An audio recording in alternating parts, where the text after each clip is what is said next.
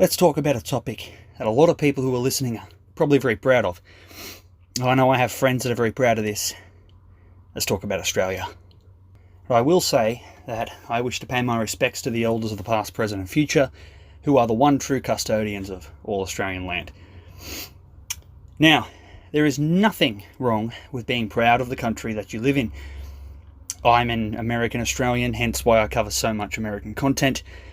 But in my experience being born in and living in Australia my entire life, so far I can tell you this.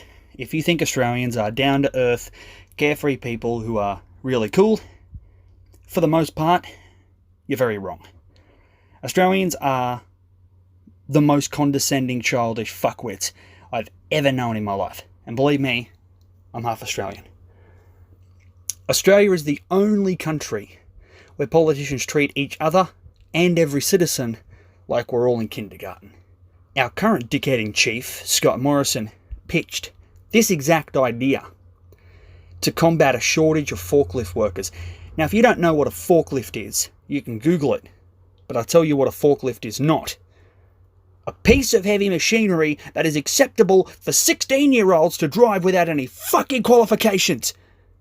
Which is exactly what the Prime Minister proposed to his National Cabinet as a way of helping with worker shortages.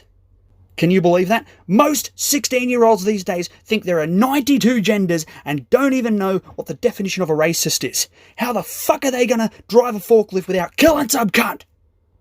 And Australians are so arrogant as well. There isn't a single person in Australia that I know who doesn't use this sentence as a response to being wrong. Oh yeah, sure mate, yeah, you know what, whatever mate, whatever.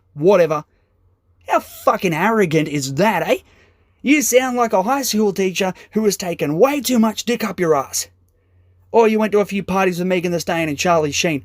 But seriously, knock it off, you condescending prick. I can hear all the laid-back Australians right now. You don't like it? Fuck off! Fuck off, we're full! Get fucked, cunt! Because that's how laid-back people talk nowadays, apparently. I do have a lot of American friends and UK friends because I'm actually willing to admit that Australia is not perfect, so I'm totally okay with having international friends. But when I hear my American friends say how much they want to move to Australia, the first thought that comes to my mind is that killing curse from Harry Potter. How's that go again? Avada Kedavra! Because I tell you what, you would be much better off dying at the end of my magic stick than you would be visiting Australia. Seriously, I'd be doing you a favour. Depression kills so many people these days, and I don't want you to explore the Robin Williams option when you end up depressed because your holiday down under was nothing like the Lara Bingle commercials.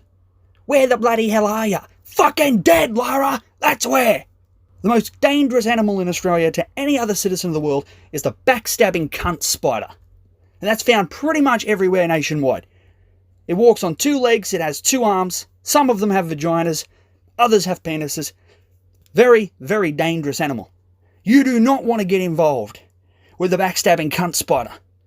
Unless you're an Australian like me, because apparently you're indestructible. But still, I would advise against it.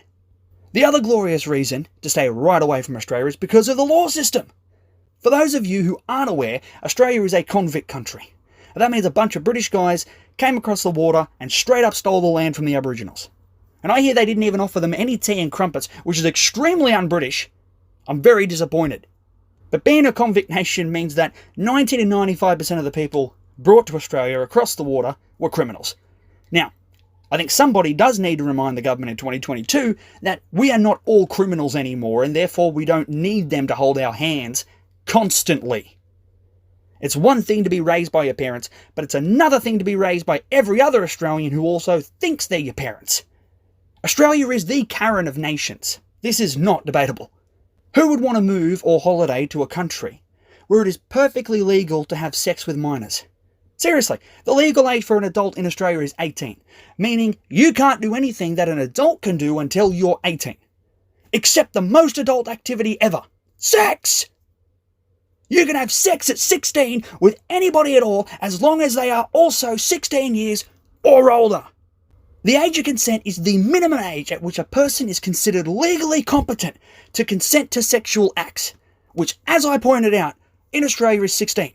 So by that logic, A schoolgirl is competent to agree with having a dick in her ass, but not competent to agree to sit at a bar and drink beer. Nice logic, Australia. Well done. What a way to show the rest of the world. Now, there are definitely worse sex laws around the world than Australia. The fucking Philippines, well, they say that it's perfectly fine to fuck 10-year-olds. Sick bastards. But come on, just because Australians are great at drinking doesn't mean you should say, hold my beer. It's sick. Do you understand that? You don't fuck children. It's not okay. If you can consent to anal, you can consent to writing on a piece of paper to put some knob jockey in an office. Simple as that.